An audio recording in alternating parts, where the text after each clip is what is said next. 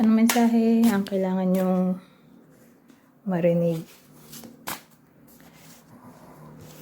ngayon o within 1 week from now?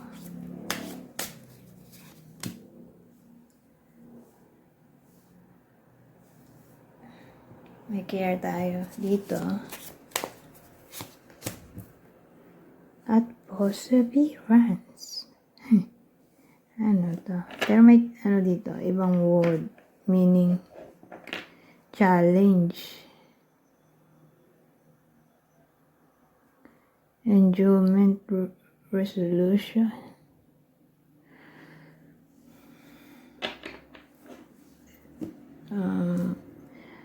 Sabihin natin, yung iba sa inyo ay pamilyado na o magkakapamilya na. So, dito magiging masikap, masinop, determined, pamatyaga, para maging good provider sa partner, o yung partner mo ay magiging ganito sa iyo.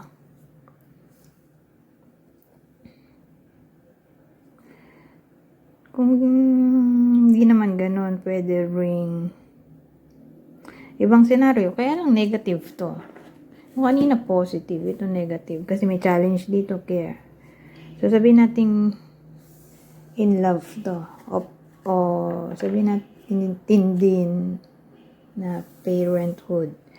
So, in terms ng pag-care o love, pag-give ng love, may challenge. So, sabihin natin, yung iba sa inyo, either kayo o someone else ay magiging cold sa relasyon, connection, o friendship.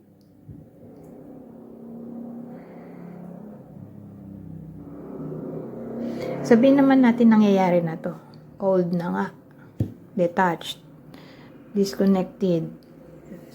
Sabihin naman natin magkakaroon ng resolution in a way na babalik na yung connection o yung care.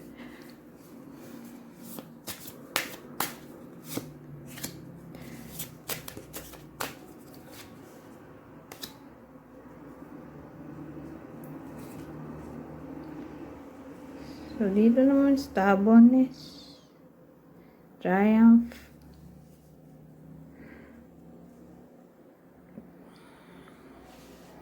doon muna tayo sa negative.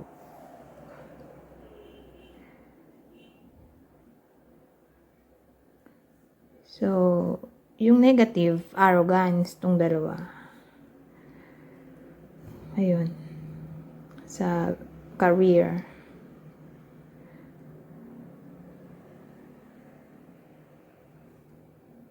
O sabihin din natin selfish sa pag-attain ng goal o achievement. Doon na tayo sa positive. Kasi pag gantong stubborn, ano siya, determined. Ayaw niya makinig sa iba. Gusto lang niya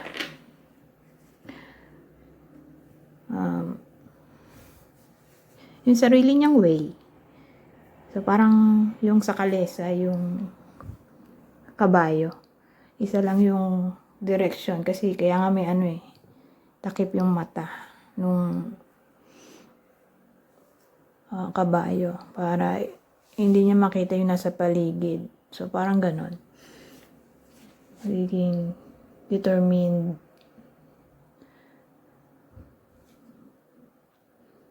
Maging successful o makuha ang target. Ang iba sa inyo. So, kung hindi man applicable to sa inyo, ay pwede rin sa someone na kakilala nyo.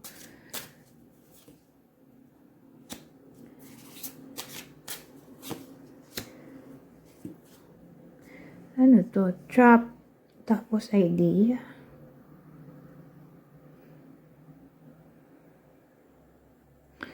Sa negative muna tayo. Kasi pag ganito, trap idea, more likely imagination to. O procrastination. Di maisagawa yung idea. Procrastinate. Dun sa positive naman, magagawa ba to ng positive? Grading.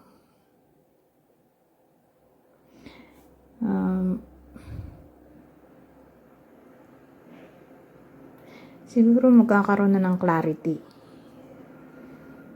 So, hindi na magpa-fantasize, wala nang imagination. O sabihin natin yung imagination na yun ay i-bring sa reality. O alam na kung anong gagawin, hindi na magpo-procrastinate.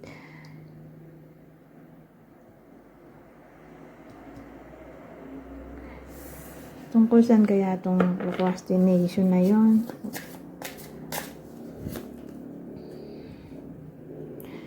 Sa pagiging unhappy daw, sabi dito. So, tungkol saan? Ito, basahin ko na lang. Unhappiness. Kaya lang nalabo. Lack of fulfillment. Greed. Laziness. So, yan ang procrastination. Negative indulgence. Ungrateful. Disappointment. Arrogance. Underachieving. Ang achievement tayo dito, ayun. Yung arrogance sinabi kanina. So, yun, tungkol doon sa mga yon.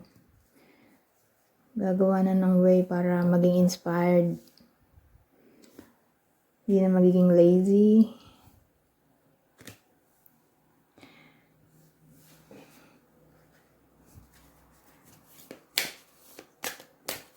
Ito, ibang scenario.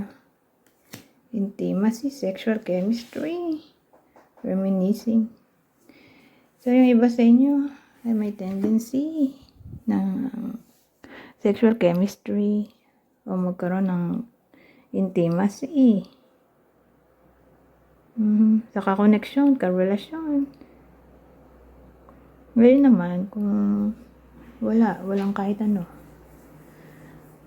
Sabihin natin single. May tendency na ma-reminisce nila yung tungkol sa intimacy doon sa previous relationship. Okay? Clue. Magbibigay ako ng 8 clue. Pero wag masyadong mag-pay attention dito dahil dagdag info lang ang mga to. Ang clue ay pwedeng vice versa. Ano to? Leo. So, pwede ito yung person nyo. Leo.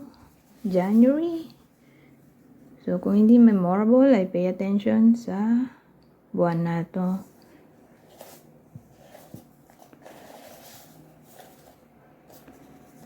Hindi mo pa nakikilala. Ano yan? So, dun sa mga single, baka may mamit silang stranger na pwedeng, yun nga, mag-cause ng love interest. I mean, spark. Mag-cause ng spark.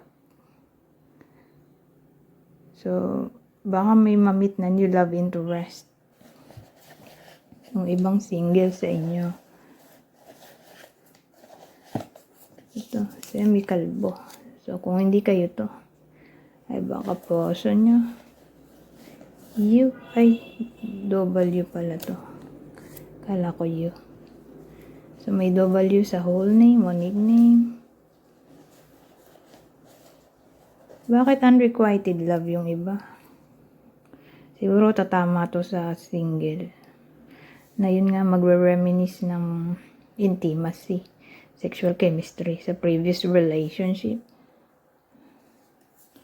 Ito, mas matangkad sa iyo. Suplado. Ay, di na pala kita.